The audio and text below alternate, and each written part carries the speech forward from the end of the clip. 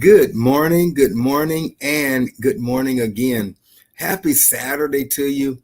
What an awesome privilege it is for us to come on another broadcast on a Saturday morning, bringing you some of the most authentic conversation that we can have, trying to provide some coaching for you in this area. If you're joining by Facebook, let me say welcome to you this morning. If you're joining by way of YouTube, we certainly want to say welcome to you as well. We're just delighted to be able to be here. And listen, if you can hear me, what it means is that you are a survivor, that despite whatever 2022 thrown at you, you are a overcomer. Matter of fact, the good book says that you're actually more than an overcomer. And so I wanted to welcome you today. Listen, we're going to get started. Want to thank you for tuning in. Want to be a good steward of your time. 60 straight minutes. We're coming at you straight. Want to tell you how you can join us today. Maybe you got a friend that you want to be a part of this conversation on today. If you have Facebook, you can go to Dr. K.L. Williams Ministry. That's Dr. K.L. Williams Space and Ministry on Facebook Live. That's the handle.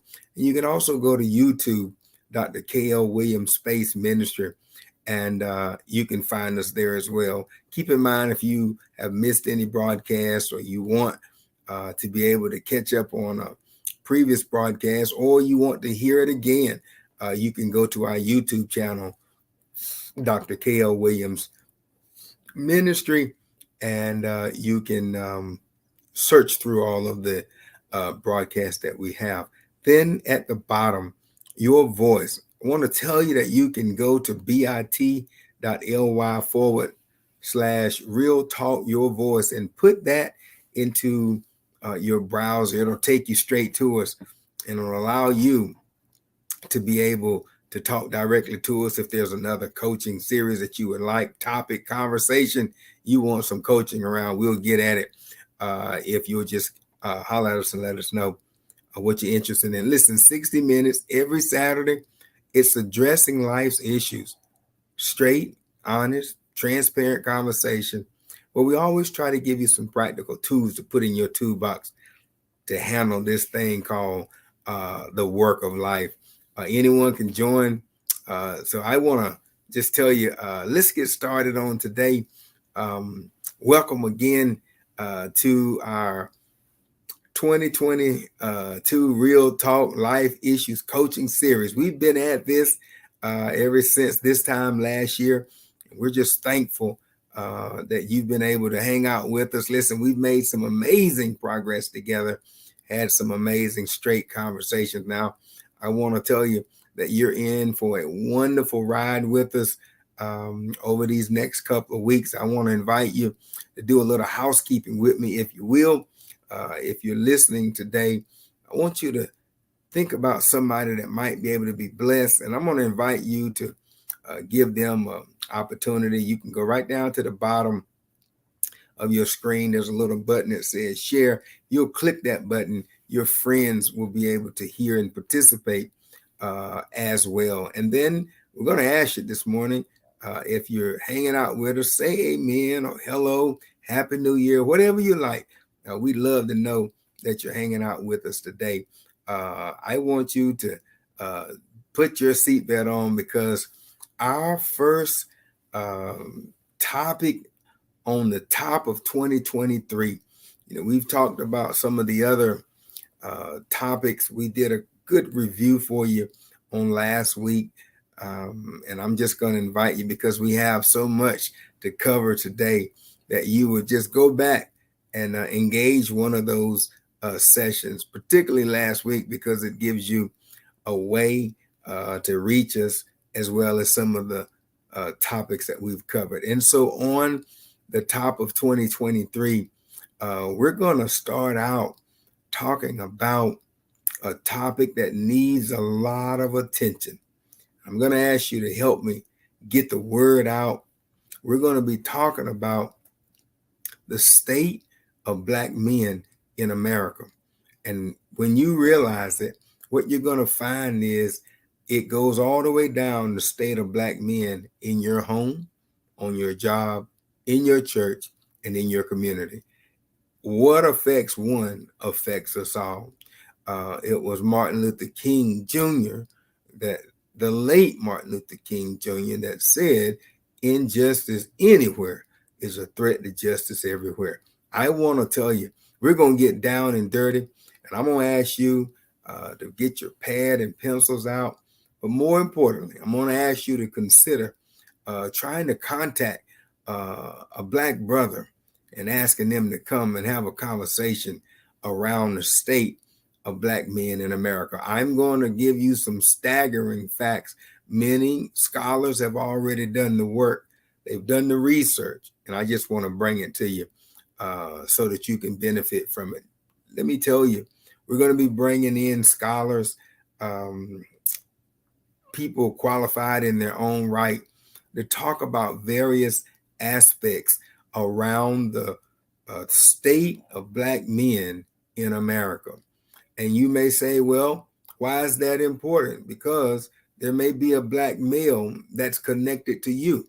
We're going to talk about some of the ways that we can monitor and assess just the value of knowing what it means to have a Black man in the conversation. And so let's get started tonight. Today, rather, I'm just going to have a brief conversation. I've got some of my colleagues who will be coming up on next week. So be sure to tune in on next week. We're going to start right out the gate with some of our scholars to help you to understand some basic things around Black men and the state. I want to tell you that there's actually a crisis around Black men in our country and in our nation. I've traveled the world abroad, and I find this scenario the same in America, in these other third world countries as well. And so what we know is that there is a crisis in our world around the state of Black men.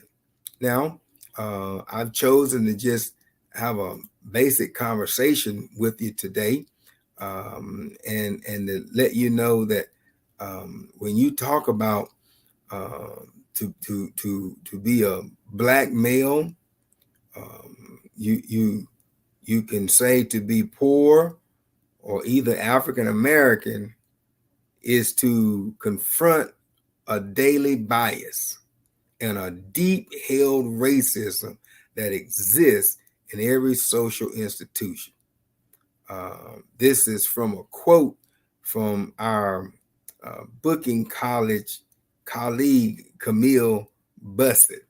She says to be a male, poor and African American or Native American is to confront on a daily basis a deep held racism that exists in every social institution. Listen, I was talking to a gentleman just recently. He has a doctorate degree and six-figure job. And the sad thing was, he said he worked in this building that had all these different types of floors, 24 floors. And he happened to need to go up to another floor. And when he gets on the elevator, there's a lady, a white lady, might I add. He says, and he watched her subtly grab her purse. And he says to himself, here I am, Lord have mercy, on a Saturday morning. This brother says, here I am, accomplished brother with an accomplished career. And the very fact that his color of his skin created a tense moment in the elevator. It is to suggest, again, to be Black. I want to just drill down. No other demographic group, Ms. Bussett contends, has fared as badly, so persistently, and for so long. I'm telling you right now, this is not an overnight problem. To meet this appalling crisis, she She, along with myself, I want to lift up a thought for today, and that is this. I stand in agreement with Miss Bussett in a new deal for Black men. There it is right there. We're going to be diving deep on what that thing looks like. A new deal for Black men. It is to suggest that the time has come and the hour is now for the culture and the climate to change for Black men. Well, when you look at this new deal, there are a couple of core priorities that have to take place. But I want to also suggest the elements of this new deal will likely consist of intentional policy making in the fields of education and training, the labor market, family policy, especially for fathers, criminal justice reform, and tackling concentrated poverty. Listen, my friend, when you talk about a new deal for Black men, we lag in all the wrong categories when you consider policies that were made against Black men. We're going to get into that. There's a book called The New Jim Crow. Oh, yes, I'm telling you, we're going to give you some facts that you cannot deny. The New Jim Crow by Michelle Alexander. She lifts up the burden that's placed on Black men through policy making. We're going to talk about that, but just know that these are some of the areas that we're going to dive deep in. I invite you to the discussion. I invite your comments and your ideologies as well. But policy making is big. And what we're finding out is march in the street, all you get ready. But somebody needs to go down to that ballot box and put people in place that will make equitable and fair policies for all people. Listen, when you talk about education, when you talk about training for jobs, the labor market, everywhere you look, everybody's now is reinventing new type jobs, new type skill sets. But you got to train people to come along to benefit those skill sets. And let's not talk about family, the state of the Black man in the family. Listen, when you look at the criminal justice reform, we are in need of criminal justice reform. I'm going to bring some expert criminal justice majors onto our broadcast. I've got some judges lined up as well, some lawyers. Listen, my friend, I got one judge who says, Dr. Williams, in your network, tell these Black men to quit taking these plea deals. This is a judge who says once you take the deal, Lord have mercy, it ties the hands of those who can help you. But again, it's a vicious cycle to get the caseload down. And then when the Black man takes the deal, there's really not much left that can be said. And then let's not forget poverty. That it is now a predictor. I'm going to give you a website. There's an index that you can put in your zip code. Listen to me. And they can already tell by your zip code what kind of outcome you're going to have. My friends, we need a new deal for Black men. I'm unapologetic in saying that. And what I want to invite you to do is to help join the call to action to start bringing light to some of these crises around our Black men. Well, I want to tell you as we look at some of these areas, let's dive into them just a little bit. Number one, education. Yeah, let's talk about it. I can provide you some key facts on Black men's outcomes in some areas compared to Black women, and white men. Let's get at it today. Education.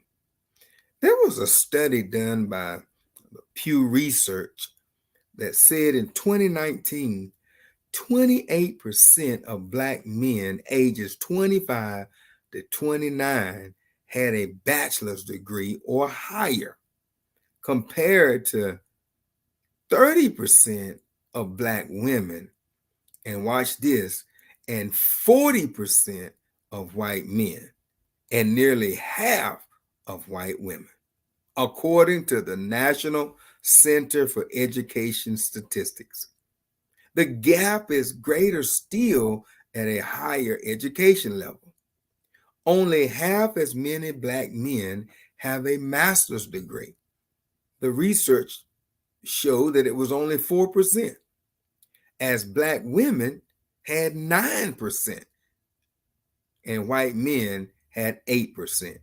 As you can see, and white women, by the way, if you're wondering, had 13%.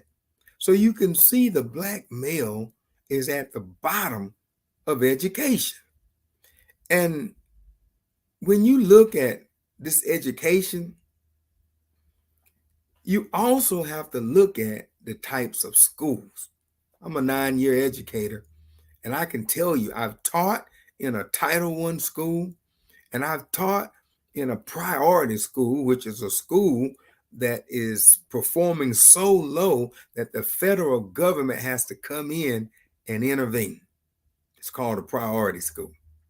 And so when you factor in those, what we call social determinants, my friend, we need a new deal. And what I can tell you is when you have young Black males that come to school day in and day out, and all they see is poverty, it has a staggering effect on their outcome.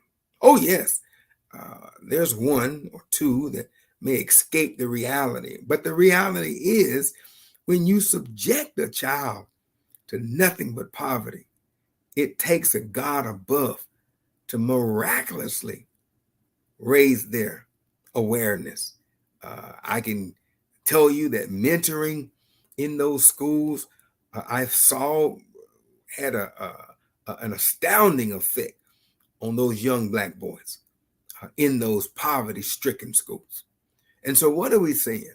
That I can tell you that the research says that if you don't get a Black kid reading by the age of the 3rd grade, are you ready for this? That they can already predict a jail cell for them by the time they get to high school. It's just a perpetual cycle. Oh, yes, I'm talking. We need a new deal for our Black men. And then we're going to bring some educators in, and I'm going to let you hear straight from them what they're experiencing in an education system that was literally designed to keep the Black male down. Oh, yes, I'm giving you some facts and some research for you to go and look after. We're going to also be talking about upward mobility. That is simply to say that Black women and white women they raised by low-income parents. Black women and white women raised by low-income parents have similar rates of upward intergenerational mobility, measured in terms of their individual income as adults. Listen to this. Black men, by contrast, are much less likely than white men to rise to the income ladder. We know this is nothing new. This is according to Rhea Chetty and his team of Opportunity Insights, who have crunched the numbers on 20 million Americans from 1978 to 1983 birth cohorts.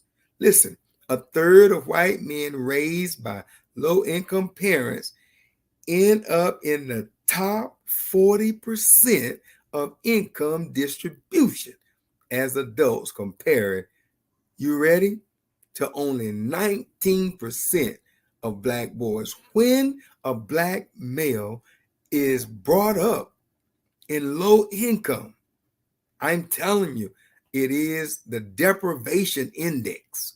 We're going to give you some links to go to that you can put in a zip code in a particular town anywhere. And the deprivation index can tell you by zip code the probability rate of upward mobility for that child. Now, I can also tell you that when moving up this income ladder for children raised by low-income parents by race, the data shows that Black men raised by low-income parents face twice the risk of remaining stuck in intergenerational poverty. That's 38%, as Black women only face 20% in terms of individual income. Why is this important? My friends, we want a new deal. The past is not good enough. And I'm asking you to join me as we raise awareness. It starts with awareness that you need to know that when you're born Black, male, and in low income, that there are, oh my goodness, the deck is against you. It's not saying that you cannot overcome it. I watched the Hakeem today on the inauguration, if you will, of the Speaker of the House, and Congressman Hakeem says, of all the people raised in subpar conditions, financially, educationally, he says, for him to be standing as the highest position in Congress is nothing short of a miracle. But be clear about one thing. There's not a whole lot of Hakeems out there. And when you're born into these staggering barriers, you have to figure out what kind of resources. And that's what we want to start bringing to this broadcast. Over the next several weeks, I'm asking you to bring your Black males to this conversation so we can, number one, arm them with education, that there's a reason why you're struggling. And then you can't make bad decisions on top of being born in a disadvantage. So there you have it. When we talk about earnings, Black workers, regardless of gender, this is no secret, earn less than white workers, and white men have substantially out-earned white women and Blacks since the 1980s. This is according to a current population service data. Listen, I want you to understand that it takes resources to exist in this world. That is simply to say, you need money. In this report, I found it staggering that the results says that Black men, listen to this, earn $378 less per week than white men and $125 less than white women. Overall, white women have seen the biggest increase in earnings, overtaking Black men in the 1990s. Why is this important? Because the truth of the matter is, when you know better, you can do better. I want to also talk about unemployment rate, right? Because if you're going to talk about upward mobility, you have to also talk about unemployment. And what many people, I'm just only going to remind you because most of us have heard it all over the news and everywhere else. And that was the staggering effects of COVID on income. which basically generated a conversation around unemployment.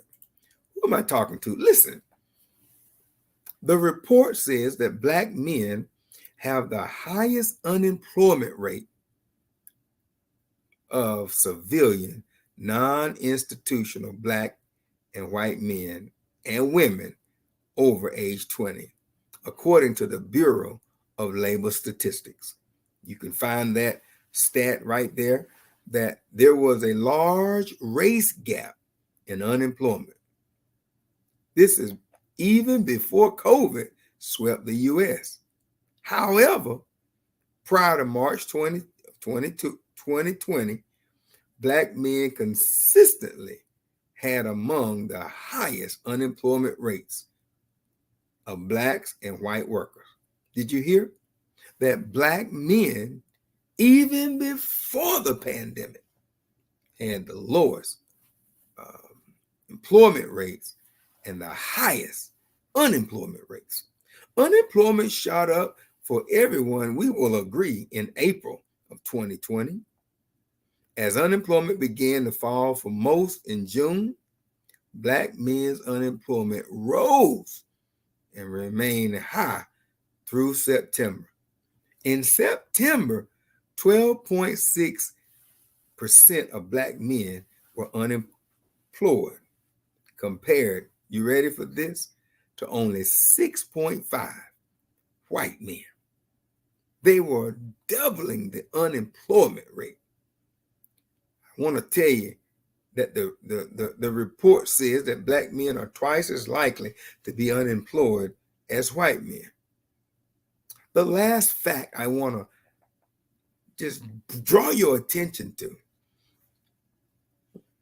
as we make the case for a new deal for Black men. I don't know if you know it or not, but they've done the research on the life expectancy of a Black man. Did you know, according to the CDC National Center for Health Statistics, that women live longer than men on average? But there are big race gaps also. For example, the life expectancy is lowest for Black men among Black and white people. Let that sit in for a moment. That Blacks have a higher death rate, but Black men, be clear, are the least likely to live. Now, we know there are a whole lot of reasons that go along with that. Listen to this. For white men, life expectancy at birth is about 6 years lower than at the age of 65. I want to say that again. For white men, life expectancy at birth is about 6 years lower than at the age of 65. But for Black men, that gap is over 9 years, showing that Black men are more likely to die prematurely.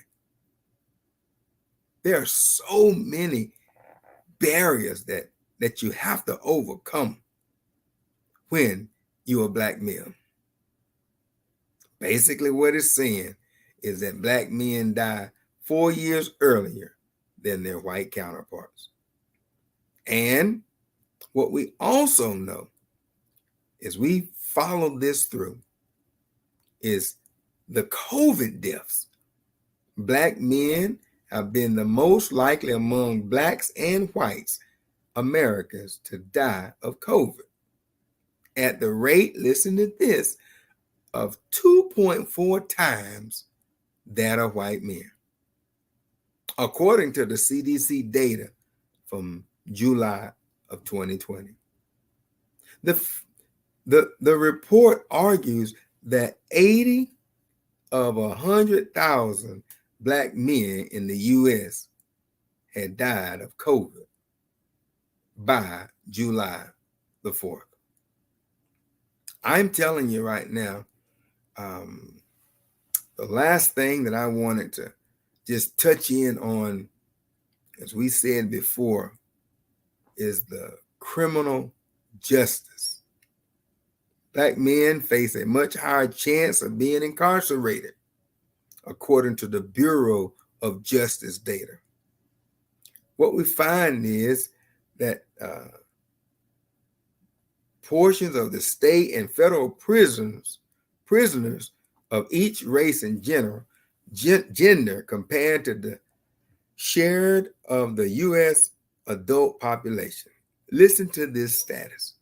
Black men are overrepresented among prisoners by a factor of 5. Did you hear that? That is simply to say 32% versus 6%. My friends, I had someone tell me that they were tired of the blue lights in East Winston. And they said that they were doing these check stops. And they were arguing that the check stops were lower on the west side. They were trying to make the argument that crime was not as bad on the west side. But I want to tell you something. The ACLA is an organization that holds police organizations and criminal justice organizations accountable. Do you know what they found? That the numbers were staggering in East Winston, and they were minimal in West Winston. But they also found that they weren't doing the check stops. So it wasn't that the crime wasn't being committed. It was that it wasn't being checked. Do you see? And so here we have it. Black men need a new deal.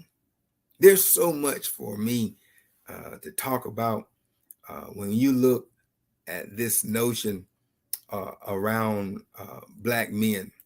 I want you to know that there is also the challenge for us. Listen to this, that when you look at the population of blacks and black men, that did you know that the bulk of blacks and black men reside in the South? Oh yes, I found that in my research, and I thought it was rather interesting that when you look at the challenges, you find that African Americans, you could understand this also by the Civil War and the history, all that is true. But we also know that when you look at African Americans, they settled in the South, and which is where we had the big battles around, excuse me, around Jim Crow and so many of the others, where African Americans were forced to be able to be subjected to Jim Crow laws and laws that were designed against them. And so what I want to suggest to you today is that when you look at the state of black men, I want you to know that there's a lot that needs to be talked about. I wanted to come on today just to start the conversation. I'm going to invite you to tune in next week to one of my good clinicians. He is accomplished in his own right. and has done steady work on the plight of Black men. I want to try to tell you today that every good orator gives you some level of aspiration and hope. I want to close my time with you today and say to you that the good news of this broadcast is that there is an opportunity for us to have a new deal. This new deal requires bipartisan participation. That is to say that the Black male has to rise to the occasion, and also those other barriers have to be addressed, and we have to all come to what I like to call the table of reasoning. And you would be surprised. We've seen it happen. We've seen barriers removed. We've seen new legislation created. And it all starts with us coming to the table of reason. Listen, I want to close early today, but I wanted to come on just long enough to let you know. I want you to tune in next week. We're going to have a clinician to come in and talk about the state of the Black male in a way, I promise you, that you've never heard it framed up before. I don't want to steal his thunder, but I'm asking you, join me on next Saturday for 60 minutes from 9 to 10 a.m. And I want you to do me a favor. Bring a Black male to the space, because what we want to do is to put resources into the hands of you. Maybe you have a young Black male. Maybe you have a brother that needs to hear some positive words in a very dark situation. Or maybe you have a spouse that maybe have given up. I stopped by to tell you that there is a new deal for Black men. Listen, my time is up today, but I certainly want to thank you for yours. I'm going to ask you one more time. I'm making a public appeal to help me to help our Black men. Share this link with a family or a friend. And then on next Saturday, ask that Black male to join us as we talk about areas that we can remove barriers for Black men. There are so many secrets in this world. I've been fortunate, and I've had some people look out for me, and I want to pay it forward and help bless somebody else. When I came to the city, I want to share this with someone. I was told that I was looking for some employment. This is a true story. And when I came to the town, I went to go see this influential Black person. And they told me that they were willing to validate me and that I was good stock. Thank you, Father, for that affirmation.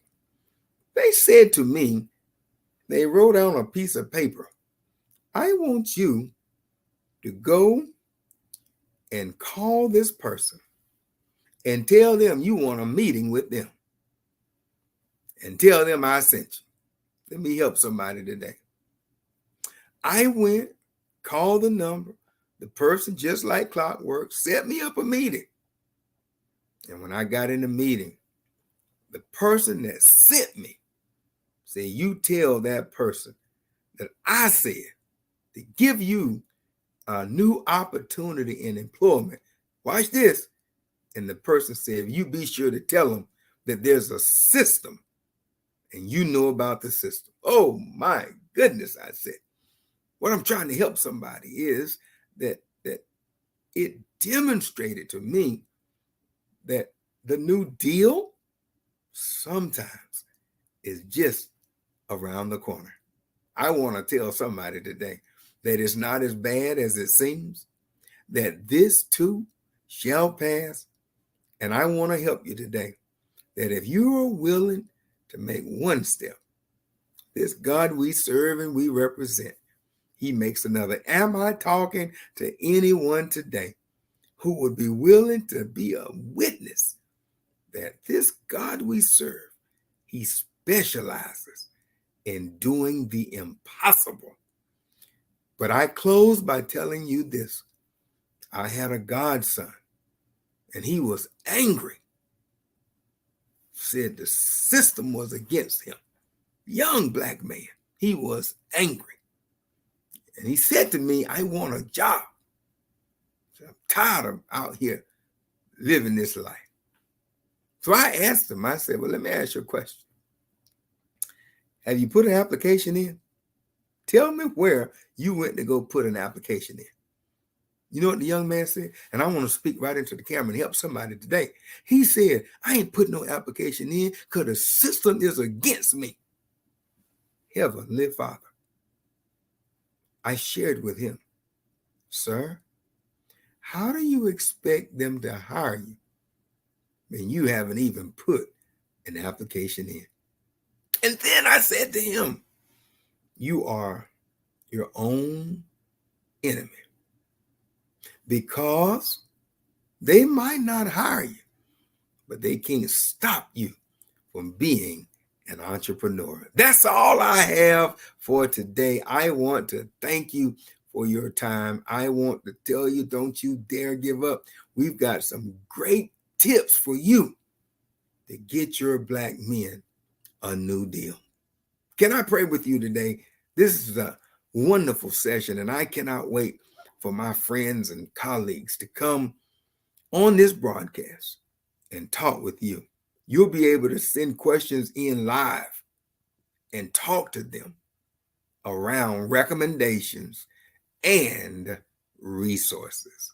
Father, we thank you for this day. We give you praise even now. You are an awesome God. You continue to show your hand mighty, and you remind us over and over and over that there is nothing impossible for you. As we leave this space, lift up that hung down head, touch that shattered mind even now, and give them peace.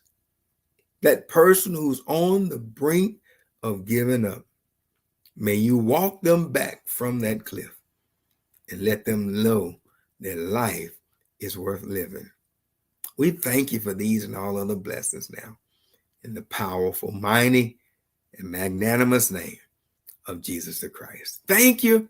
Listen, it's time for me to go. I am certainly looking forward to bringing you some resources and some opportunities for you to get some direct connection with some people that can make some life-changing decisions for you. That's all we have until next week. The Lord bless you. The Lord keep you. The Lord make his face to shine upon you. May God be gracious unto you, and may he give you peace. Amen.